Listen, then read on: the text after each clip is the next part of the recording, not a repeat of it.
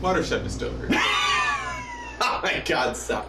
Wouldn't you love to come to Ohio for some great bourbon?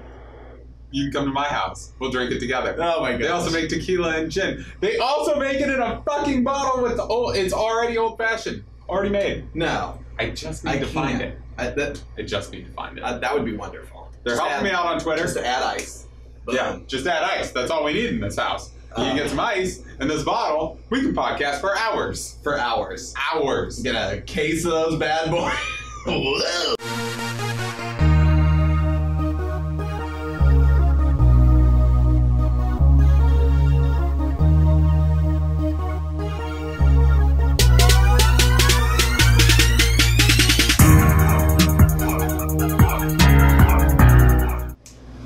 What's up, guys? Welcome to another episode of Two Guys with Raging Goals. I'm Mikey and this is Adam, and every Friday we bring you a conversational podcast where one of us brings a topic to this table and we discuss it for your enjoyment. If you like that, you can follow us on... That was me sending them in. Oh, yeah. I make that a lot harder for myself. Yeah. Good. You can follow us on Facebook, Twitter, YouTube at Two Guys with Raging Goals. You can also head on over to patreon.com/2guysraging. Throw us a couple bucks. Adam just bought new lights. Thank you for your Patreon contributions. Got to pay for the lights. That's what I'm talking about. Oh, God. Oh, my goodness. Okay, Mike. So, when we were coming up to TGRG Studios, you said a little... You gave me a teaser. A teaser. Oh, yes. For what you want to talk about today. Yes. So, let's talk about it. That's the show. Good idea, Adam. Let's do it. So what I want to talk about, real quick, doesn't have to be long, is death of the author. Okay. And what death of the author refers to is this idea that when an author or a creator puts something out there and it takes on a kind of a life of its own, Okay. that the creator no longer is the sole owner of it. Okay. Like they no longer have the final say in what this is because it's now owned by everybody. So we're thinking the intellectual property is owned by them, well, or they've given up the rights to it. They've kind of given up the rights to how it affects people, right? I'll give you an example. Yes. Okay. Spin me a tale, my friend. George Lucas creates Star Wars. Uh-huh. It's a phenomenon. Everybody loves it. There's now all of this shared universe. And then George goes back and says, well, no, his name's Count Dooku, not Count Dooku. Does he have the right to do that at this point? Gay Dumbledore. Yeah, exactly. Gay Dumbledore with J.K. Rowling.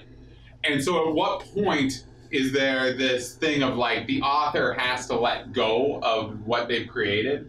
Because the more they try to add things to it and world build, it shifts the way that you understand it, or that you, like the way you read Harry Potter, or the way that you took the Lord of the Rings, or whatever. And so is there this area of like, hey, you no longer actually own this. Right. I know you created it, but like, this isn't yours anymore. Oh, boy. Because we give it to the people. Right. Yeah, of course. So what are your thoughts? What are your thoughts on that? Because, like, George Lucas has done a number. Well, okay. So, I have kind of two very different opinions. Okay. Right? I'll let you know if they're right. Oh. Okay, good. Well, okay. So we think about this expansive world building. That I am very pro. Mm-hmm. Pro world building. Yeah. Right. So haven't read the Lord of the Rings, but what is it? Silmarillion. Mm-hmm.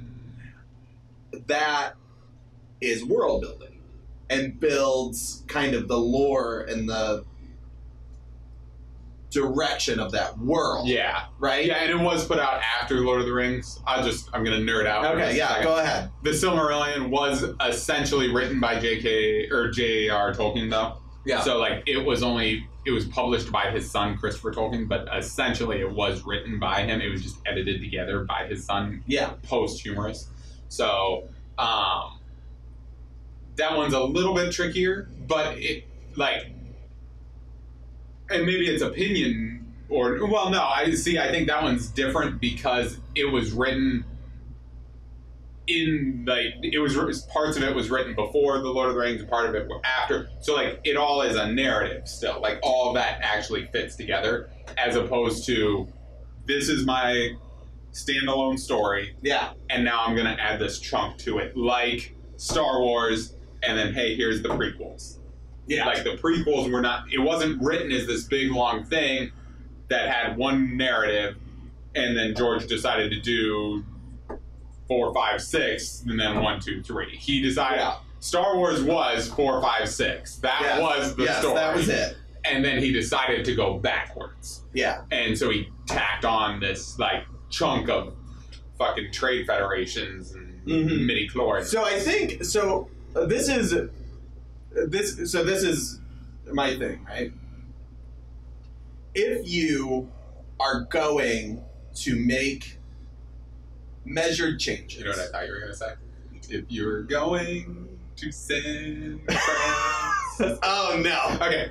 No, not at all. Art Garfunkel over here. Just yeah. If you're going to make measured changes to your narrative, you need to do it in the narrative. yeah. Because the difference is, right? We talk about, like I said, gay Dumbledore, Gay Dumbledore. right?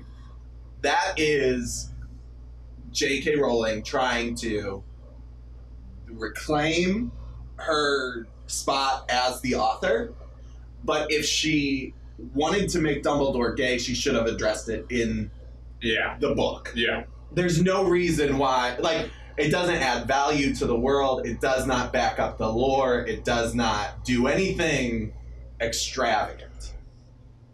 I'm To- looking up Death of the Author, so Okay. you know, so that I can say what it, or like the what the The official Yeah. description of it is.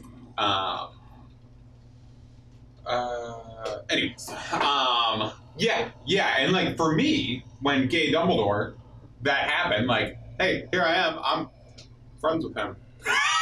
Friends with one of the gays, so I can say whatever I want. I'm with their kind. I'm in deep. But I didn't need Dumbledore to be gay. No, Like, I didn't need and that. I don't think that. I also don't think that anyone reading it needed him to be gay, even gay readers. Yeah, Right? and like, so then it becomes this whole other thing, and it's like, well, JK, at what point do I need you to just stop? Like, because now when I go back to read Harry Potter, you've tainted the way that I see it, and like, so does she have the right to say that Dumbledore is gay? No. And I personally, I don't believe that she does. Okay, so you can do whatever you want. As an author, obviously, you can do absolutely anything that your heart desires. But if it's not really adding a lot of value to the world or building that lore, I think that it's useless. I think that the best thing about art, and I would consider writing a fine art skill. yeah, Right? oh yeah, for sure. Especially when we're talking about like we're talking about fiction, right? It is a fine art skill. You've got to create this world, you have to create these characters, scenarios, a narrative, all of those things, right? Yeah. So it's a fine art skill. But it's not something.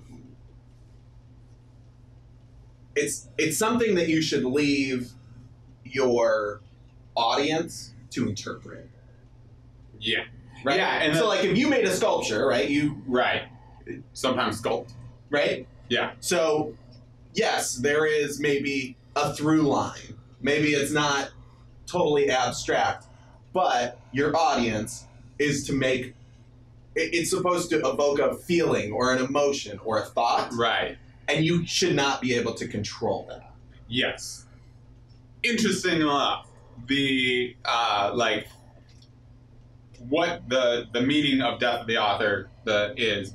Death of the Author is a concept from literary criticism. It holds that the author's intentions their biological facts, where they live, their political views, those sorts of things, should not hold any weight in regards to the interpretation of their writing.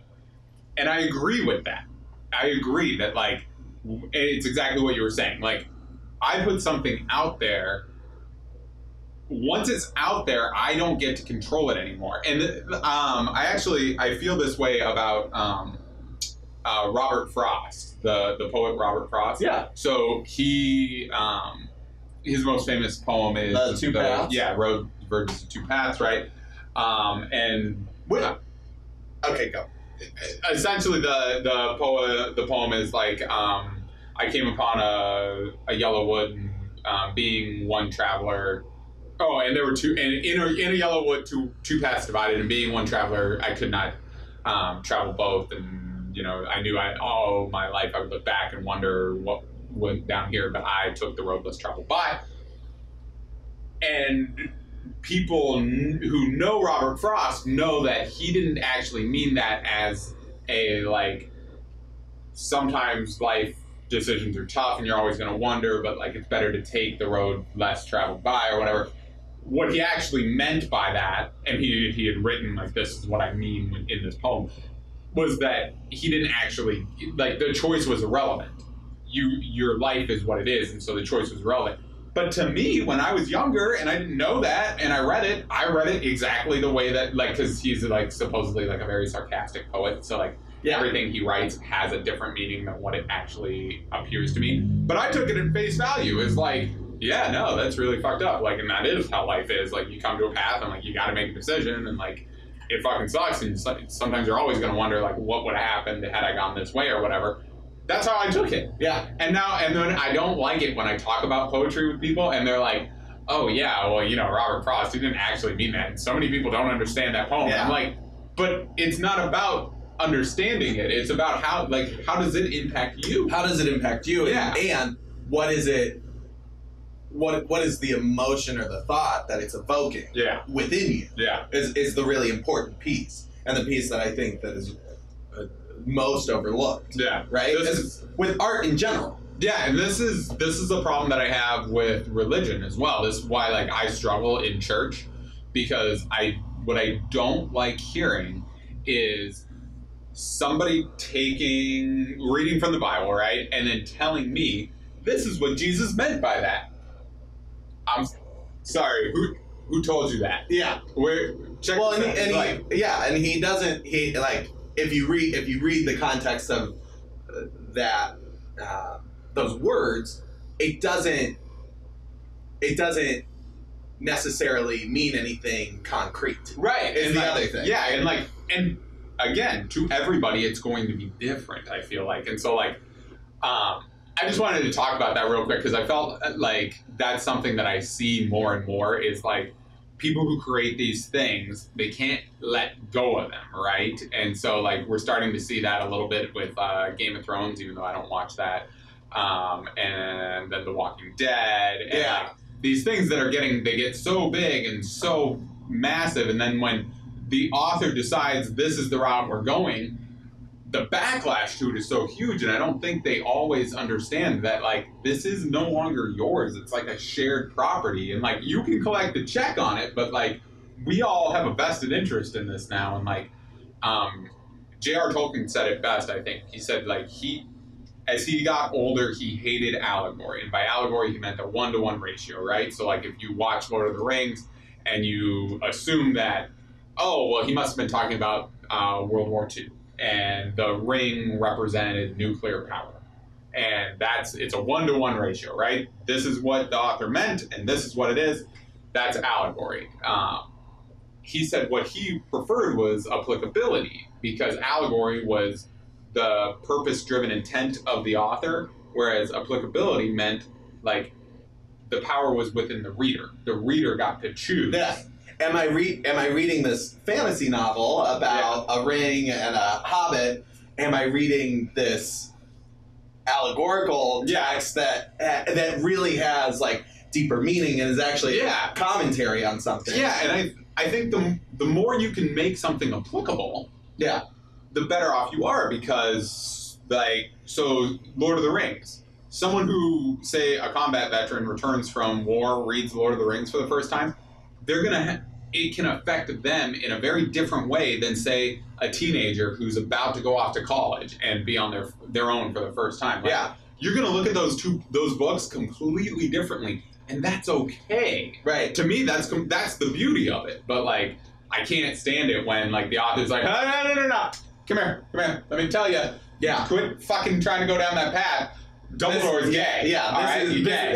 This is what I mean by it. Yeah. No one needs to know that. Right. And there's something about a fine art that is it's much more meaningful when it's discovered. Yeah, it's supposed to evoke an emotion, and so like you should be able to get that from whatever content you're digesting, because in theory you're digesting content because you enjoy it, right? Or you just met two guys at VidCon and you're like, I'll hang out with you guys. Well, and that's supporting you. Yeah, and that's the thing is like there's a lot. You can apply this death of the author thing also into current day, right? So this is actually happening on a larger yet smaller scale as well. You think about maybe a person of power tweeting a few things that are right nondescript, right? Yep. And people take that at face value, or they apply it to actual real world events. So like you're putting that out there, you've got to allow the world to take it on because they will. Yeah. And you know, we create online content. Yep. There are times when we might say something that we don't mean or something that we don't necessarily stand by. Yep. And if that day comes, it probably has come, just nobody's found the video yet. Yeah, right. Trust me. But Trust me. Like, we have to let that go, right? Because we can't control that. Yeah, and like, I think there's a difference between like, so if somebody read Harry Potter and like somehow it's like, J.K. Rowling, you're a fucking racist because of this, this, and this, and she's like, whoa, that was not my intention there. Like, you can justify your decision making and your actions. That's one thing, but you can't change the narrative. You can't change the perception is reality. Yeah, right. Yeah, exactly. And so like that, if that's how it affected somebody, and there's an old adage that like you don't get to tell somebody when you've offended them, right? Like you don't get to tell someone they're not offended by something, right? Like, same thing. Like you don't get to tell somebody how this impacted them or how this affected them, like because it's in your purpose-driven mind. Like the only things that I would let that slide with anything is like core things. So like, no, Frodo is a hobbit. I said it. He's a fucking hobbit. Like that's a thing. He's not a wizard. Like, but you can debate his qualities and those his intentions. That sort of stuff. Yeah. Is the ring actually pulling him to do these things, or is this like? Is this something that he? Is this in his innate character? Yeah. You can have those sorts of things, are where when you have a critical analysis of something, you can have those discussions, but you use the text or the movie or whatever as your source. Yep. And that's what you use. And so it doesn't come from, oh, okay, but see, here's the thing, is I know that J.R. Tolkien hated war and he hated machines, and so he must have meant this. No, you have the text and that's what it is. And so you go off of this and we can talk about it within those confines, but you can't, like, if you can find supportive things within the text, that's fine. But there's nothing that supports the text that says that Obi-Wan, when he said the Force was a mystical binding energy, he meant that they were midi-chlorians. Didn't happen. Tell him, Jay. Oh my goodness. Wait, wrong pocket. Right. Oh my goodness. Guys, let us know what you think. Are you okay with Death of the Author? Do any of you actually read? You can watch things and still apply this to this. There you go. So yeah, if you don't like books, Adam doesn't like movies. Uh-oh. In case you haven't seen that advertisement. I don't like movies. I don't like movies. And I don't like them. You got anything else? Nope, that's it. Thank you so much, you guys, for tuning in. Thanks for all of our new supporters. Really appreciate it, you guys. We will catch you on the next one.